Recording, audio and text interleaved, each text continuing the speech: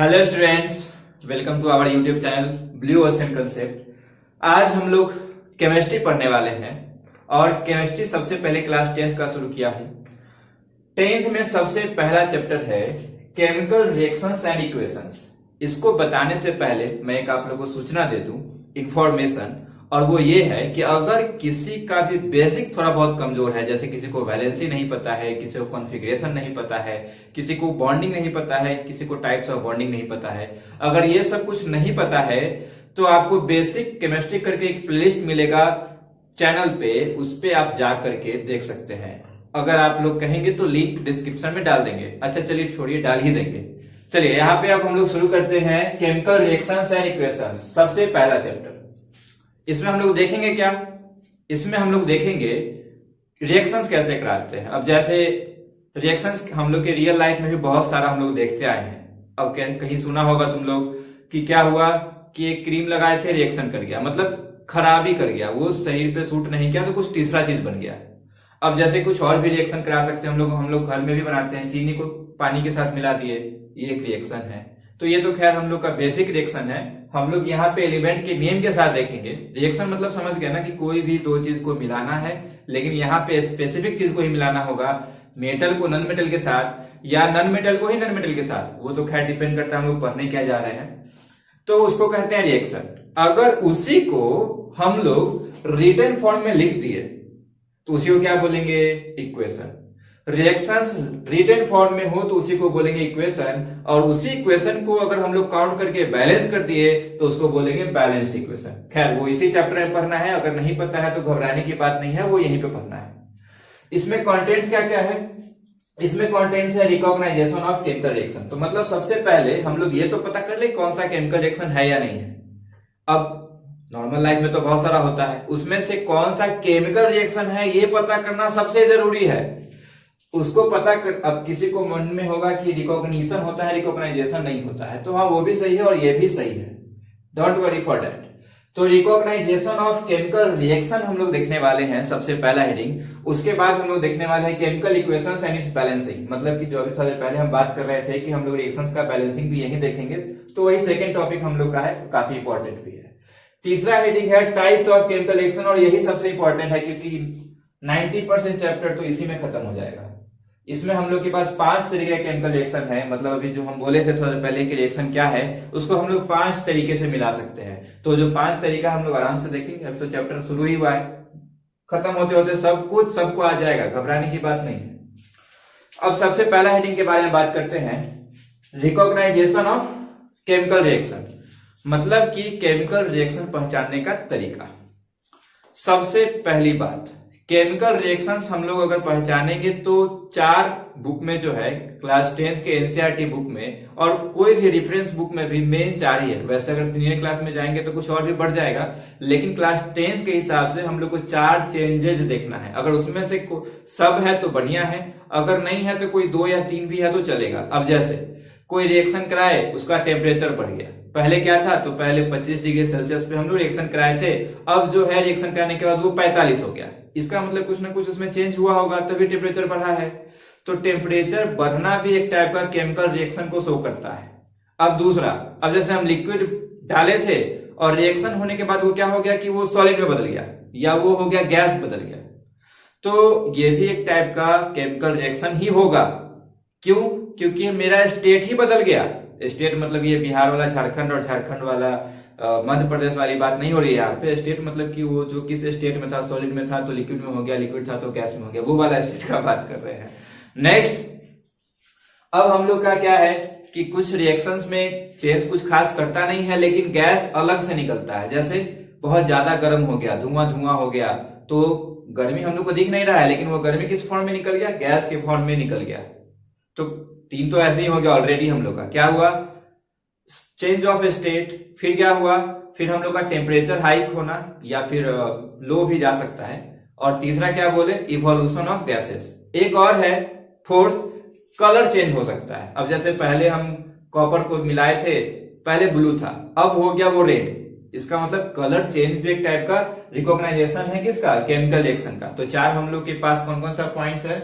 4 हम लोग के पास पॉइंट्स है। सबसे पहला है एक काम करते हैं, इसको मिटा करके लिख देते हैं।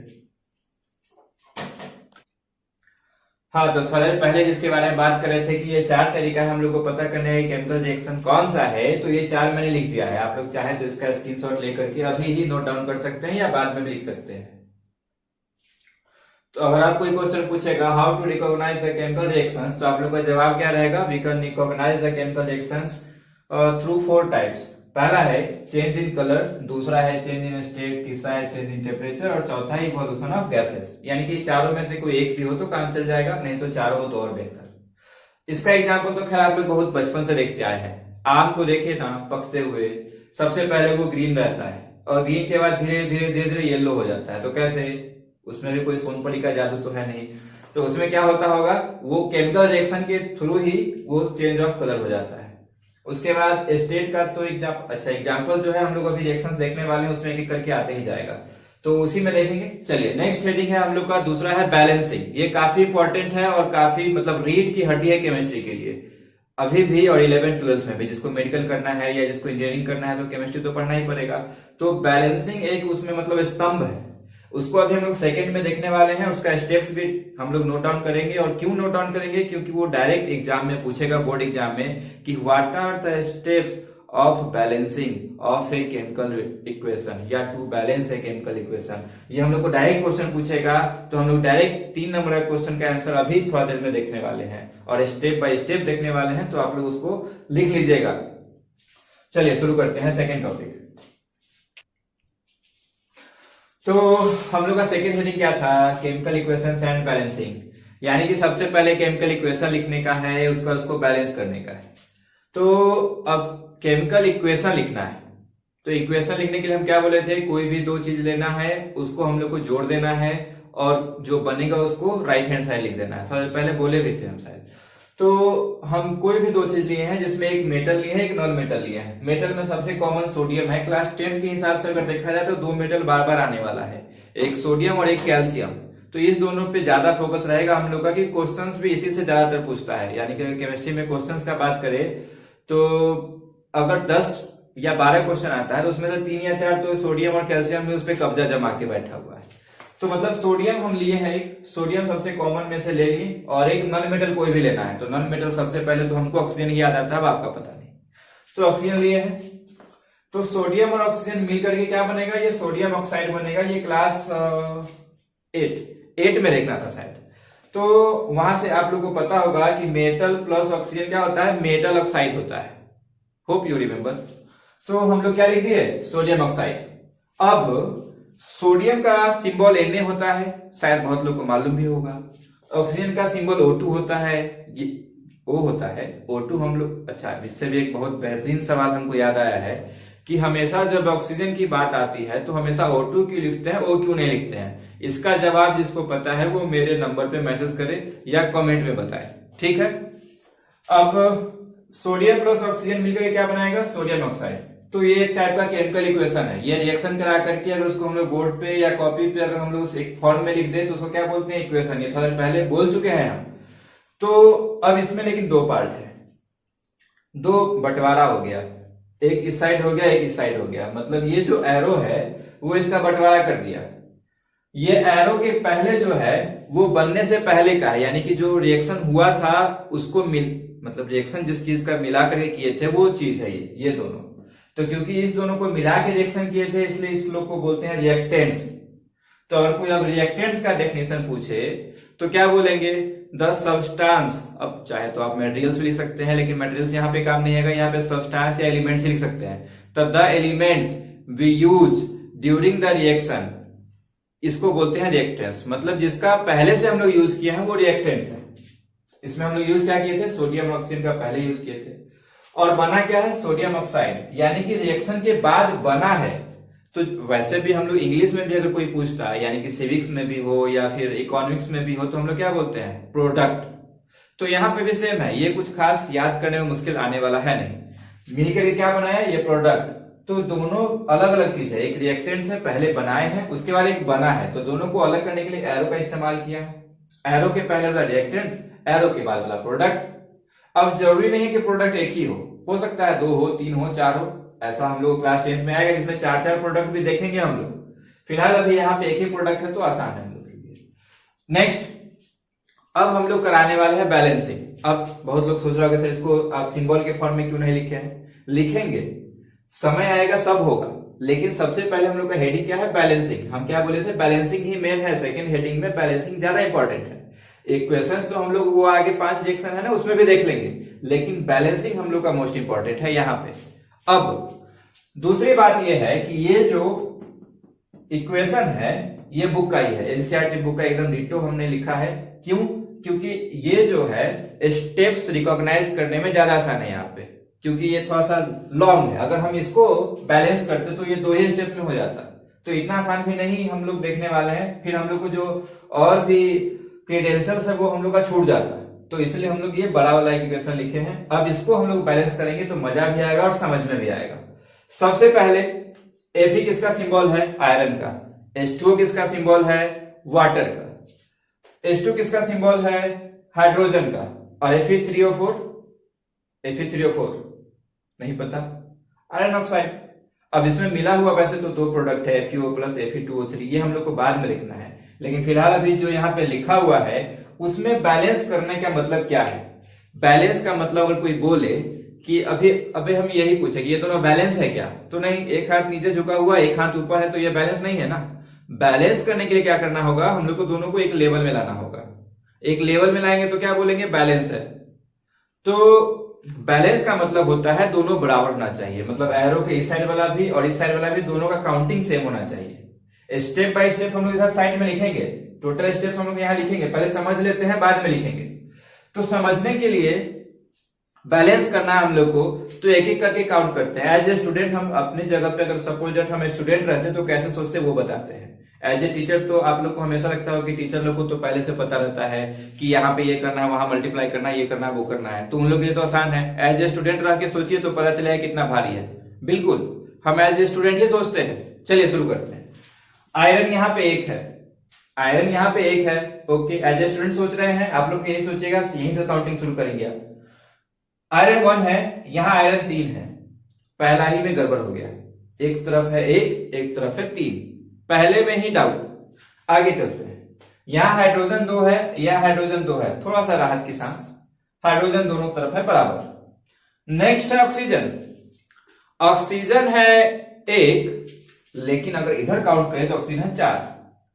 ये तो बड़ी विडंबना है कि अब हम पहले किसको लगे, मतलब पहले किसमें लगे और किसको पहले बैलेंस करे, ये बहुत बड़ी विडंबना है। एज ए टीचर हमको तो पता है, लेकिन एज ए स्टूडेंट आप लोग कैसे सोचिएगा? मान लीजिए अगर कुछ नहीं सोच भी पाते हैं तो सबसे पहला स्टेप देख करके तो कर ही सकते हैं ना। पहला स्टेप ये कि यहाँ पे 1 है, यहाँ पे 3 है, तो 3 को अगर हम यहाँ लिखते, पहले दूसरी बात ये शायद बहुत लोग को पहले से पता होगा कि हम लोग इस साइड यानी कि यहाँ पे कुछ नहीं लिख सकते हैं, यहाँ पे हम लोग कुछ नहीं लिख सकते हैं, ये हम लोग कर ही नहीं सकते हैं जब हम लोग बैलेंस कर रहे हैं। तो अगर हम लोग को ऐड करना भी होगा तो हम लोग मॉलिक्यूल में ऐड कर सकते हैं, एटम्स में अपने मन से ऐड नहीं कर सकते हैं, क्योंकि अगर एटम्स में ऐड किए तो उसका फॉर्मूला ही बदल जाएगा, तो फॉर्मूला में हम लोग छेड़छाड़ नहीं कर सकते हैं। तो इसीलिए सबसे पहला ये इंपॉर्टेंट बात है कि फॉर्मूला में छेड़छाड़ नहीं करना है। तो बिना छेड़छाड़ किए हुए इसको हमको 3 बनाना है, तो एटम्स में चेंज नहीं करना है, मॉलिक्यूल्स में चेंज करना है, तो 3 कहां लिखेंगे? यहां लिखेंगे। अब हो गया ना 3, इस साइड भी 3 आयरन है, इस साइड भी 3 आयरन है, थोड़ी खुशी मिली। नेक्स्ट, अब इधर 4 ऑक्सीजन है, इधर 1 ऑक्सीजन है। अब 4 करने के लिए यहां नहीं लिखना है, पहले ही बोल दिए हैं, तो यहां नहीं लिखना है, तो एक ही ऑप्शन है। अब मजबूरी है, हम लोग को कहां लिखना पड़ेगा? यहां लिखना पड़ेगा। अब लिख तो दिए यहाँ पे 4, लेकिन समस्या आया एक बात और वो बात ये है कि हाइड्रोजन अब कितना हो गया? हाइड्रोजन ये 4 मॉलिक्यूल्स है, एक मॉलिक्यूल में कितना हाइड्रोजन था? 2, तो 4 मॉलिक्यूल में कितना हाइड्रोजन हो जाएगा? 8। 1 में 2 है तो 4 में 8, यानी कि अब हाइड्रोजन का संख्या कितना बढ़ के हो गया है? 8, लेकिन यहां पे कितना था? 2 ही था। Very sad. तो अब हम लोग को यहाँ 2 को 8 बनाने के लिए क्या करना होगा? वापस से वही प्रोसीजर, हम लोग इधर चेंज नहीं कर सकते हैं, इधर ही चेंज कर सकते हैं। तो 1 में 2 है, अगर हम यहाँ 4 लिखते, 4 लिखते, तो ये भी तो 8 हो जाएगा। अब लगता है हो गया। चलिए एक बार और काउंट करके देख लेते हैं एज ए स्टूडेंट। 3 आयरन यहां पे है, 3 आयरन यहां पे है, 4 ऑक्सीजन यहाँ पे है, 4 ऑक्सीजन यहाँ पे है, 8 हाइड्रोजन यहाँ पे है, 8 हाइड्रोजन यहाँ पे भी है। तो अब मेरा 90% काम हो गया है। अब 90 ही क्यों बोल रहे हैं, क्योंकि कुछ रिएक्शंस में यहाँ इसका स्टेट भी दिया रहता है, जैसे हम इसको सॉलिड लिए हैं या इसको लिक्विड लिए हैं या एक्वस लिए हैं, क्या लिए हैं ये भी दिया हुआ रहता है।